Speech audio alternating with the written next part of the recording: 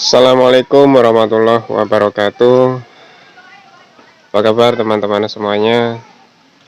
Semoga kalian masih dalam keadaan sehat walafiat, diberi kelancaran dalam menjalankan aktivitas, dan dilimpahkan rezeki yang halal dan barokah. Amin amin ya robbal alamin.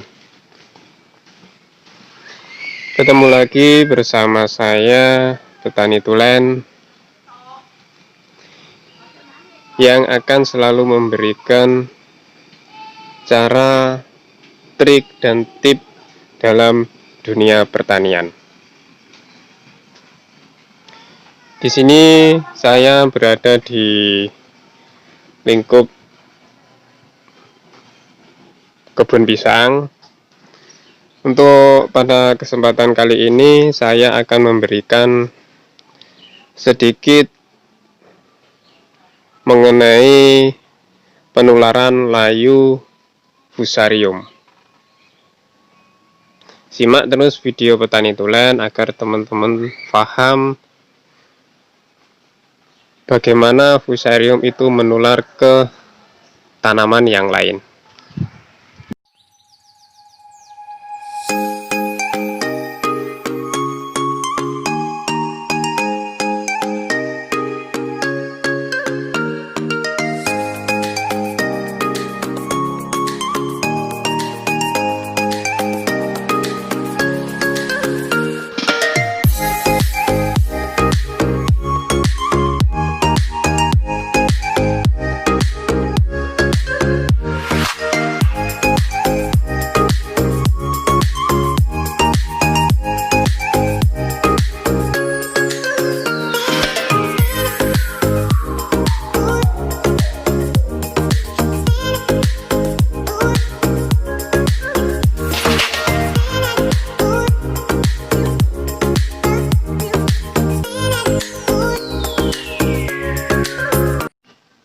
Baik teman-teman bisa lihat di depan Petani Tulen ini ada satu pohon kena virus layu fusarium dan hampir menjalar ke, bukan hampir ya, sudah menjalar ke batang satunya lagi.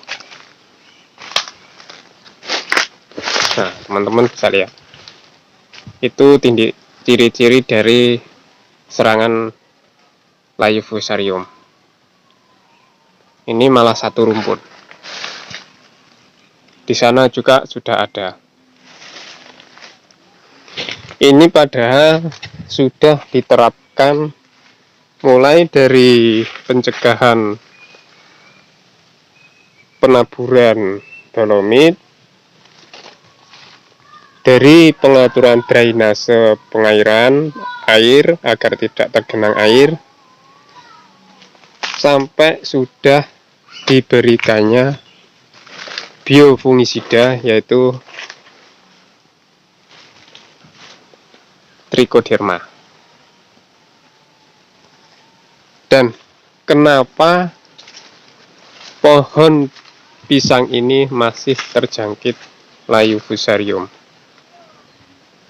Nah, di sini nanti akan saya kupas tuntas penyebab dari penularan layu fusarium.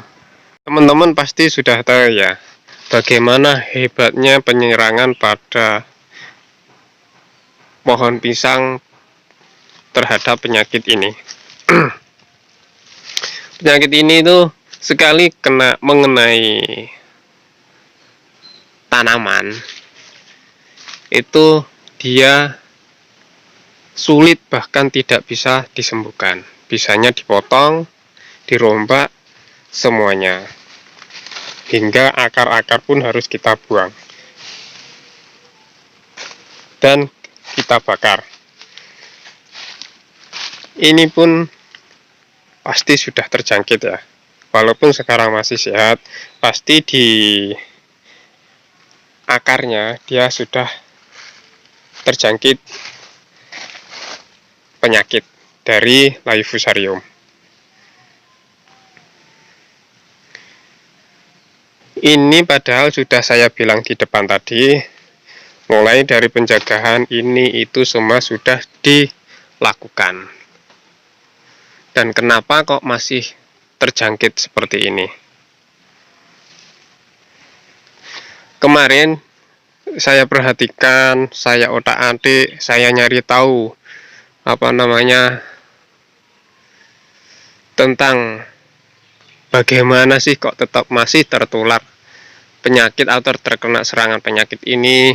Saya kesana kesini nyari solusinya, dan saya menemukan seorang petani tua.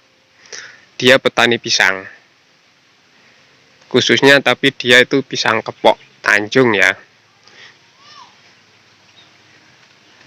Dia punya pisang itu luar biasa, tapi belum saya sempat expose ya, belum sempat saya liput.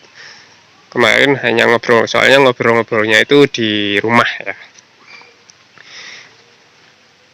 Dan saya menyimpulkan bahwa berarti pisang sedikit di ladang saya itu terkena virusnya itu dari ini. Begitu.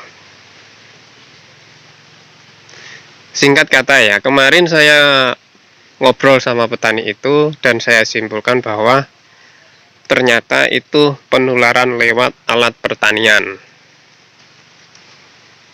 seperti cangkul dan sabit. Bisa juga dari itu yang buat dongkel-dongkel anakan itu ya. Nah, tapi yang paling utama itu adalah sabit, karena dari sabit itu kita kan membersihkan pelepah, bikin potong ininya, tandan pisangnya seperti itu.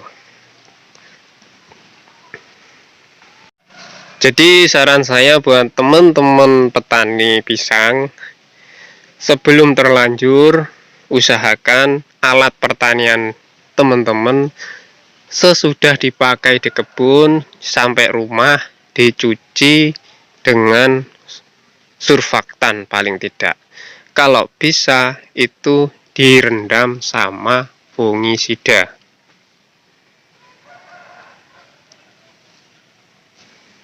Agar virus yang terbawa di alat pertanian itu bisa tercuci atau hilang dengan direndamnya pakai fungisida tadi. Karena apa? Sewaktu kita misalkan ini sudah terkena virus, lalu kita menebangnya dengan alat pertanian kita tebang, kita bawa pulang ke rumah, besoknya lagi, atau mungkin belum sampai besok kita sudah menebang pelepah yang lain. Nah, disitulah dia menularkan virus atau penyakit tersebut.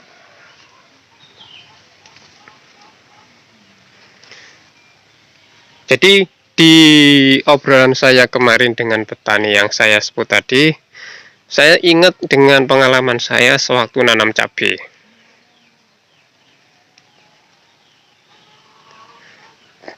Di waktu saya menanam cabai juga pernah terserang virus itu satu deret kayak gitu ya.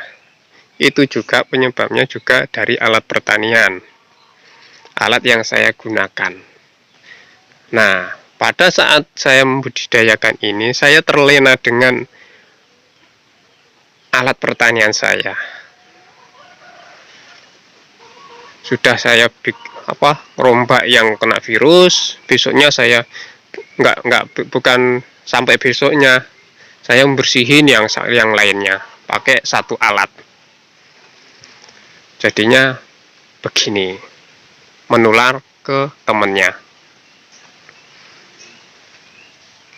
Jadi sekali lagi buat teman-teman yang belum terlanjur, usahakan sesudah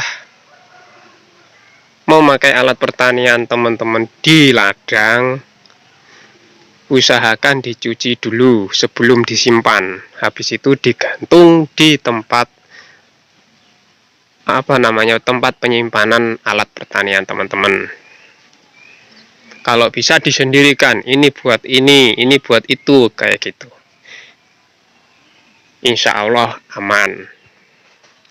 Tapi dengan catatan kita harus sudah memenuhi syarat seperti pengairan terjaga atau drainasenya, pencegahan mulai dari pengapuran, pemberian biofungisida, dan lain sebagainya. Itu harus sudah terpenuhi. Insya Allah pertanian kita akan lulus lah.